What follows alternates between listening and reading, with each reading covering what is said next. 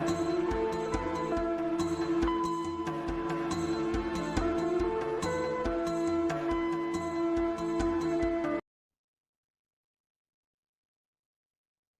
queridos amigos, queridas amigas desse projeto Nas Pegadas de Paulo de Tarso. Esse é o canal do YouTube desse projeto e gostaríamos de agradecer a todos por estar aqui acompanhando mais um vídeo dos nossos estudos das escolas ou das escolas iniciáticas do passado. Com muita alegria estamos aqui mais uma vez. Sejam bem-vindas, sejam bem-vindos.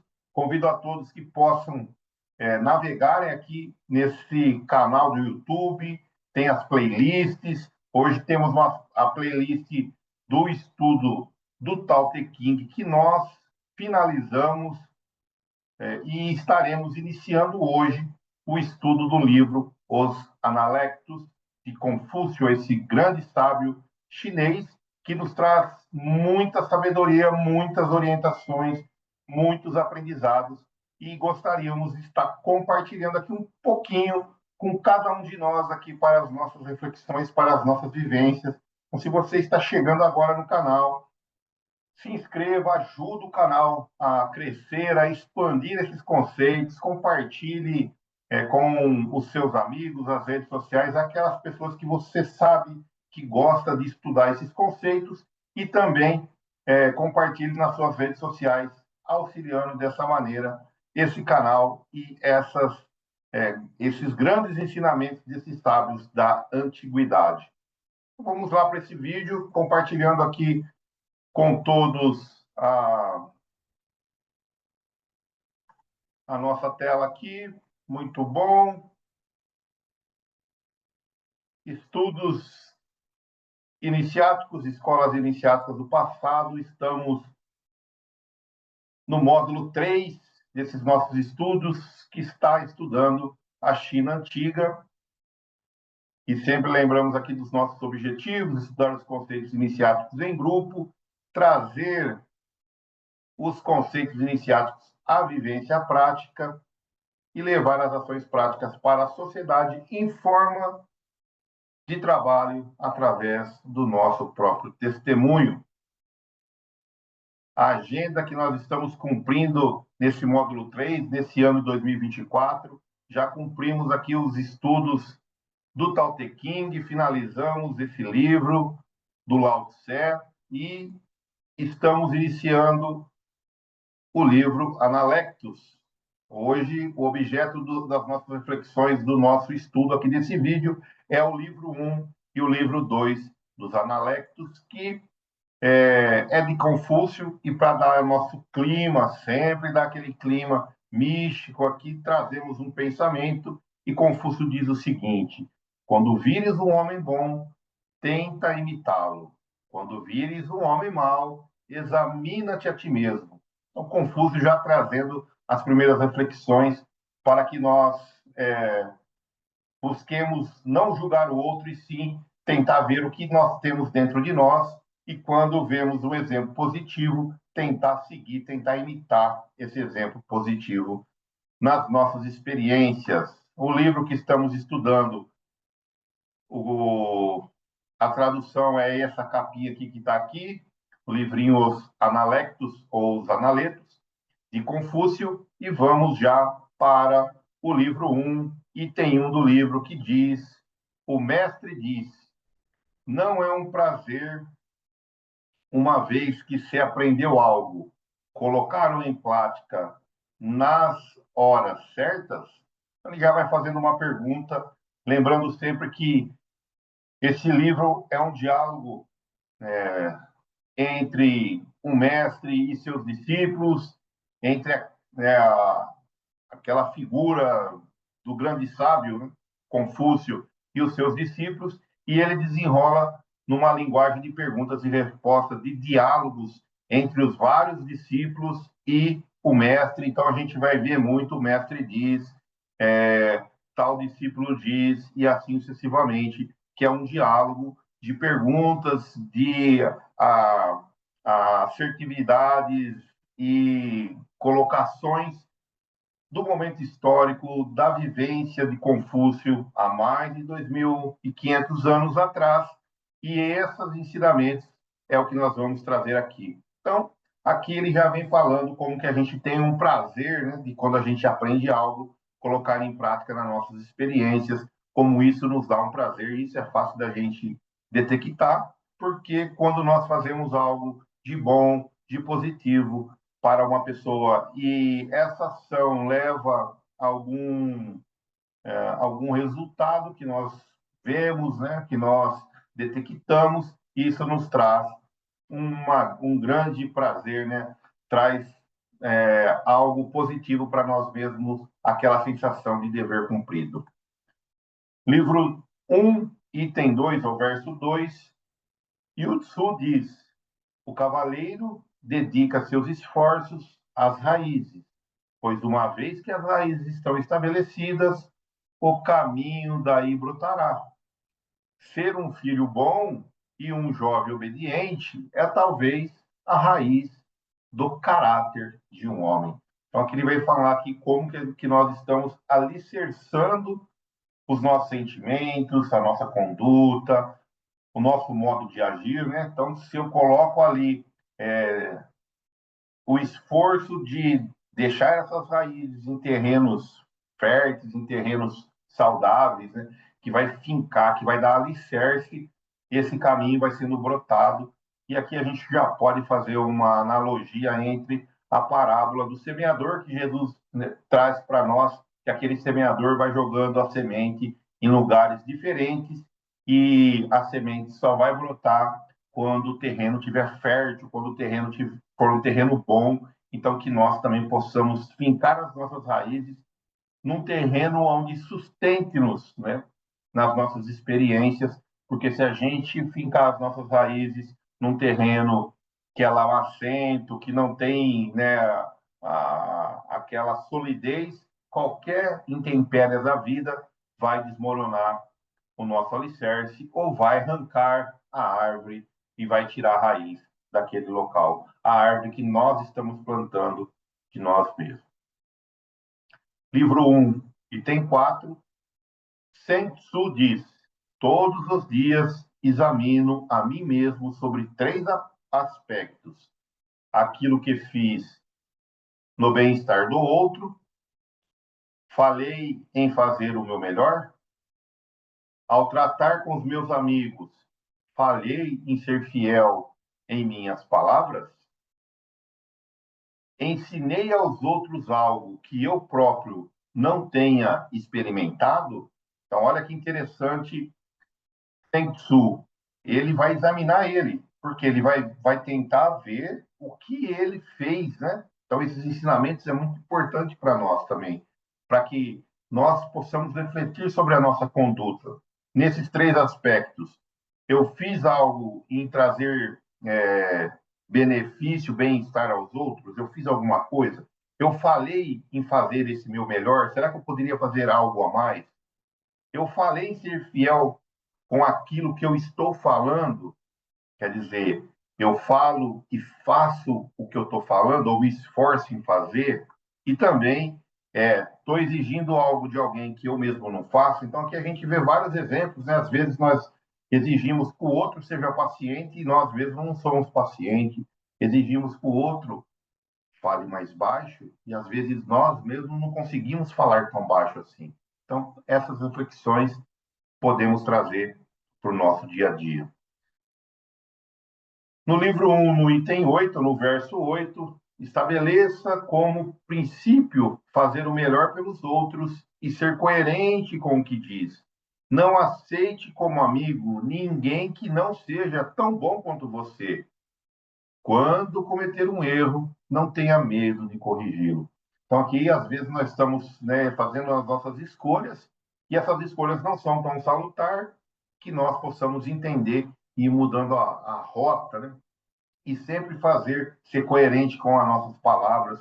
De novo, vai falar aqui o que nós falamos no verso anterior.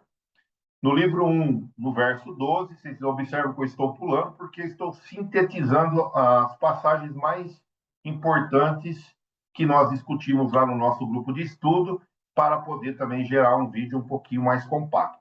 Yu Tzu diz: das coisas proporcionadas pelos ritos, a harmonia é a mais valiosa.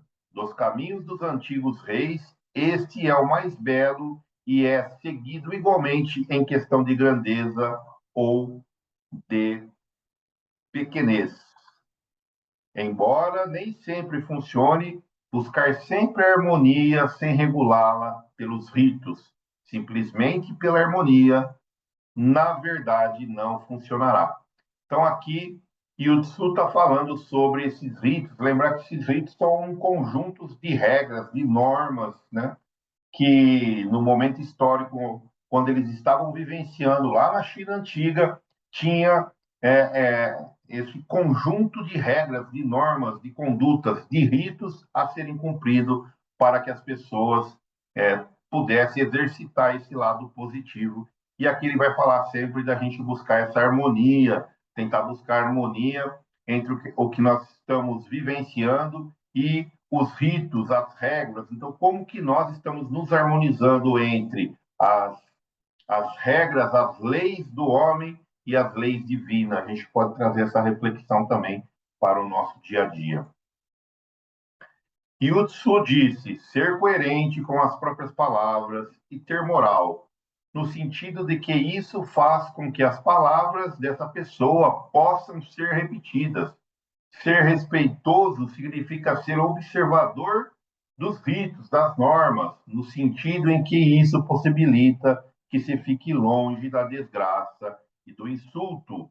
Não é quando os outros falham em apreciar as suas habilidades que você deveria ficar incomodado, mas antes, quando você falha em apreciar as habilidades do outro. De novo aqui, a ideia de, de termos, né, essa convicção, essa coerência da gente usar as nossas palavras conforme as nossas vivências, as nossas práticas, sempre buscando observar aí os ritos, e aqui a gente vai trazer como regras, como norma, como leis, né? Podemos trazer esses ritos hoje no entendimento de leis, leis divinas, leis humanas, todas elas se juntam, então que nós possamos respeitá-las ambas, né? As divinas e as humanas, para que assim a gente possa também entender e aceitar, né, apreciar o entendimento quando o outro fala com a gente. Então, a gente tem que ficar mais preocupado como que eu estou olhando a minha falha, né? Se eu estou entendendo, se eu estou transformando a minha falha e ficar também observando eu apreciar as habilidades do outro. Então, eu olho para mim para ver se eu estou falhando e sempre aprecio as coisas positivas daqueles que estão à nossa volta.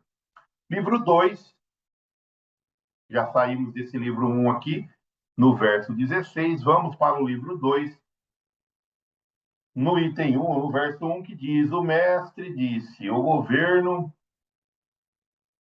pela virtude pode ser comparado à estrela polar, que comanda a homenagem da multidão de estrelas sem sair do lugar. Aqui é bem interessante para a gente já ver que ele, né, tinha um conhecimento astronômico, porque essa estrela polar é aquela que não se mexe no céu, né? Então ela fica sempre na mesma posição e todas as outras estrelas vão no nosso céu noturno mudando a posição. A estrela polar não, ela fica fixa sempre naquele lugar, porque nós estamos, né, observando ela naquele ponto e ela não sai daquele ponto no céu noturno nosso. Então, olha que legal ele fazer essa comparação, né, desse conhecimento já astronômico que eles já tinham. Então, ele já está fazendo aí uma analogia com essa estrela polar quando a gente governa pela virtude. E aqui a gente vai tentar entender que as tradições da China antiga era muito pautada no governo, porque o governo, vocês lembram que nós estudamos os reis, os príncipes, né? Os nobres, que Lao Tzu falava muito, e os governantes são aqueles que têm as melhores virtudes para conduzir o povo. Então, vamos lembrar assim, o governo naquela época, esse conceito não é o mesmo que a gente vê hoje, porque aqueles que ascendiam ao governo deveriam ser aqueles que eram os exemplos para os governados verem e seguirem. Então, é bem interessante aqui ele fazendo essa analogia. Livro 2, no item 2, o mestre diz: as odes são 300 em número. Podem ser resumidas a uma frase: não se desvie do caminho. Então, o que são as odes aqui? São as poesias, são os poemas. Lembramos também que as tradições antigas, elas todas eram, né, as hebraicas, as hinduístas, elas eram em versos, em poesias, elas eram tipo cantadas, né, em versos e prosas, em poesia, e aqui ode significa isso, esses versos lá, esses 300 versos. Lao Tzu, perdão, Confúcio, ele reduz, ele resume numa única frase: não se desvie do caminho, fique no caminho, fique firme no caminho. Qual é o caminho? Que caminho que nós estamos falando? O caminho, na simbologia evangélica, da estrada pedregosa e da porta estreita. É esse caminho que está sendo citado aqui. É o caminho que nos leva à redenção de nós mesmos, que nos conduz a sermos humanos, cada vez mais humanos. Livro 2, item 3. O mestre diz: guie-o por meio de editos, mantenha-o na linha com punição, e o povo se manterá longe de problemas, mas não será capaz de sentir vergonha. Então, toda vez que a gente vai punindo as pessoas, né, através de normas, de regras, de multas, trazendo aqui para o nosso dia, eles acabam sendo punidos, eles vão ficando no caminho, mas eles não fazem aquilo porque é o correto fazer, eles fazem porque serão punidos. E aí ele continua: guia pela virtude, mantenham na linha com os ritos, e o povo, além de ser capaz de sentir vergonha, reformará a si mesmo. Então, que nós possamos sempre seguir essas leis, né, pautado dentro das virtudes, de sermos pessoas boas, né, de sermos pessoas íntegras, de seguirmos tanto as leis humanas como as leis divinas. Livro 2, item 7. Sui perguntou sobre piedade filial. O mestre disse: hoje em dia, ser filial não quer dizer mais do que ser capaz de prover seus pais com comida. Até mesmo cães e cavalos são, de alguma maneira, alimentados. Se o homem não mostra reverência, qual a diferença? Então, olha só que reflexão do Suil, que ele vai falar que, cara, só dar comida para os seus pais, né? Só alimentá-los é a mesma coisa que a gente faz com os nossos bichos, com os nossos é, pets, né? Com os cãezinhos, gatinhos, e aquele ele usa o cão e o cavalo, porque nós temos que fazer além de dar comida para os nossos pais, para os nossos parentes, devemos respeitá-los, honrá-los, como diz a tradição evangélica: honrai o seu pai e a sua mãe, honrai vosso pai e vossa mãe. Muito bem. Livro 2, item 9. O mestre perguntou: posso falar com o Yu o dia inteiro sem que ele discorde de mim sobre qualquer coisa? Poderia parecer que ele é estúpido. Entretanto, quando examino melhor o que ele faz privadamente, depois que saiu da minha presença, descubro que, de fato, joga alguma luz sobre o que eu disse. O I não é estúpido, afinal de contas. Então,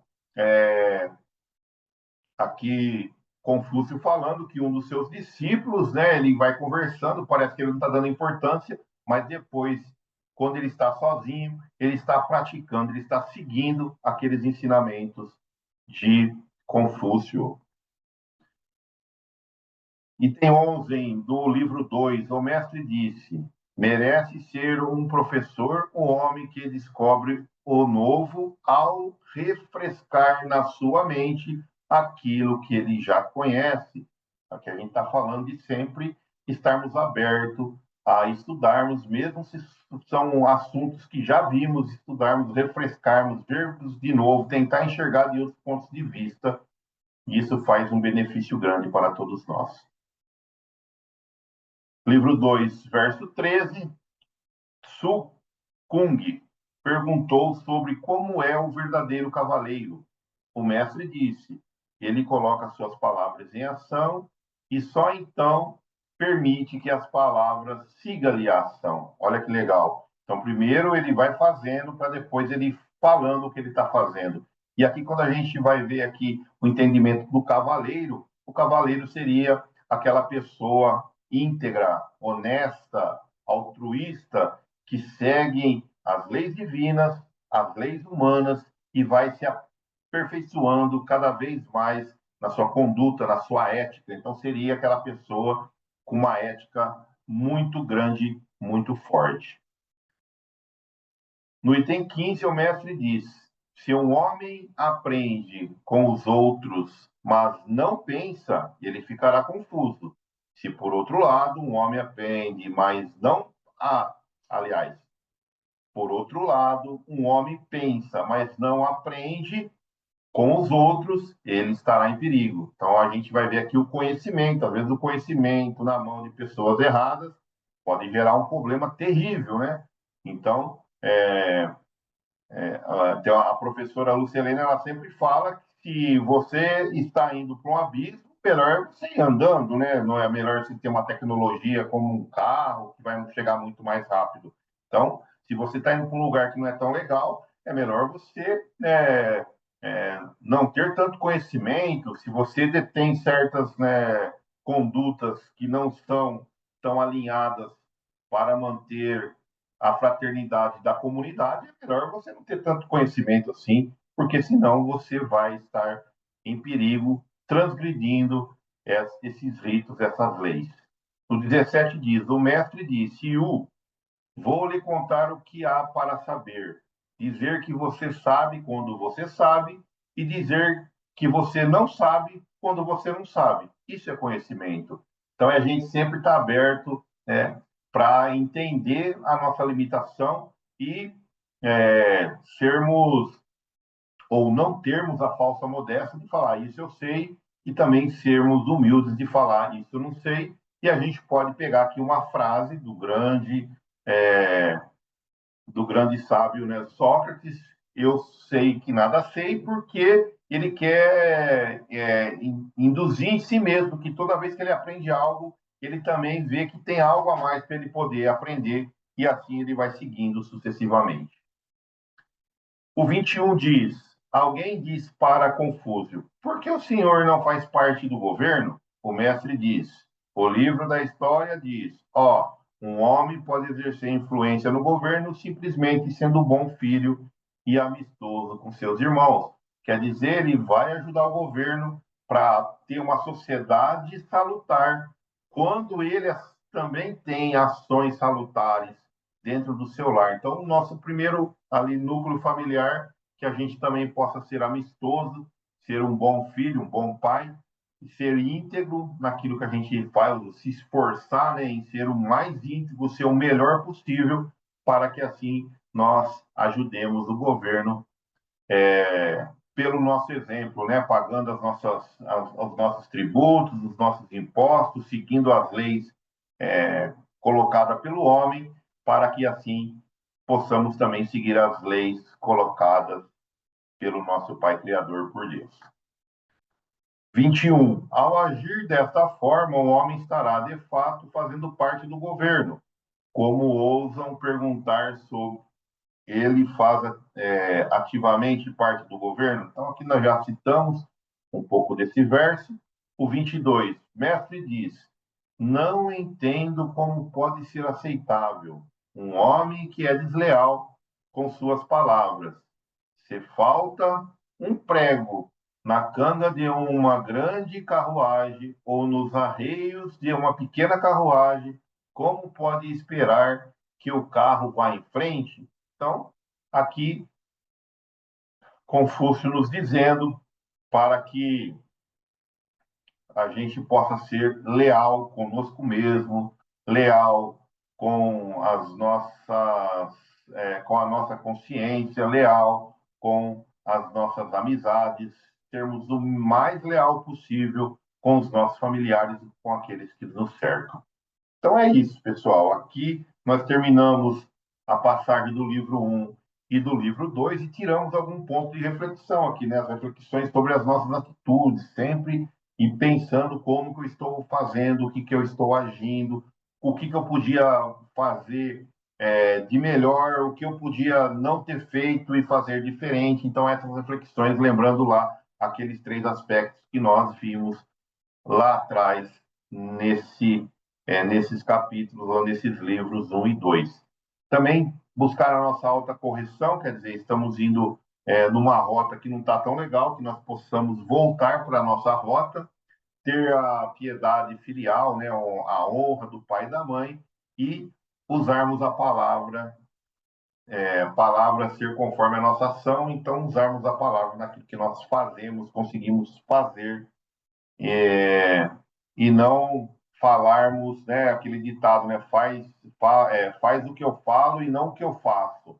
Isso aí não cabe nessas tradições. Então, é fazer o que está falando para ser o exemplo nas ações e também nas palavras. Como a gente sempre cruza aqui a informação com a Bíblia hebraica, pegamos aqui no livro dos Provérbios, capítulo 3, versículo 21, meu filho, não percas de vista a sensatez e conserve essa reflexão. Então, sempre pensar na reflexão, refletir sobre as nossas ações, os nossos pensamentos, o que eu posso mudar para ser pessoas melhores.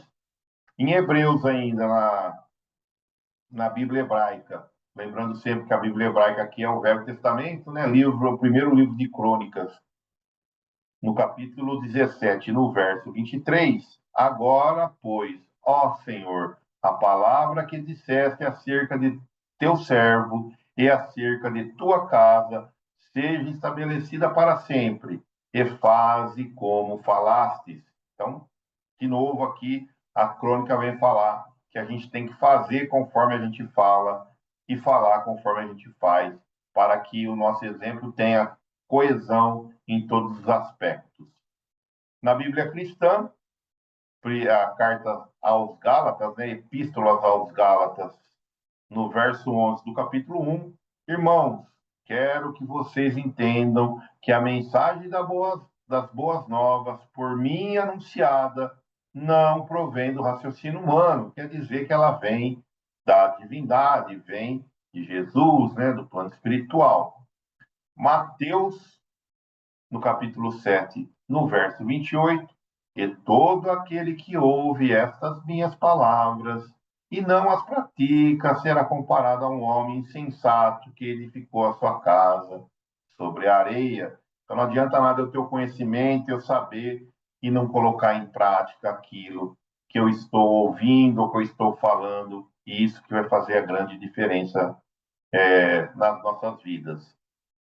Na parte do espiritismo, naquele recorte que a gente sempre está fazendo, o livro chama Alma e Coração, capítulo 54, que tem o título Na Sublime Iniciação, cá tem um trechinho que diz o seguinte: nas horas de crise, os estatutos divinos não nos rogam certidões de superioridade a raiarem pela indiferença, e sim que saibamos sofrê-las com reflexão e dignidade, assimilando os avisos da experiência. Então, que a gente também possa estar ali refletindo, né? Lembrando sempre a questão da reflexão e dessa dignidade, para que os avisos das nossas experiências a gente possa enxergar e ouvir esses avisos na nossa vida.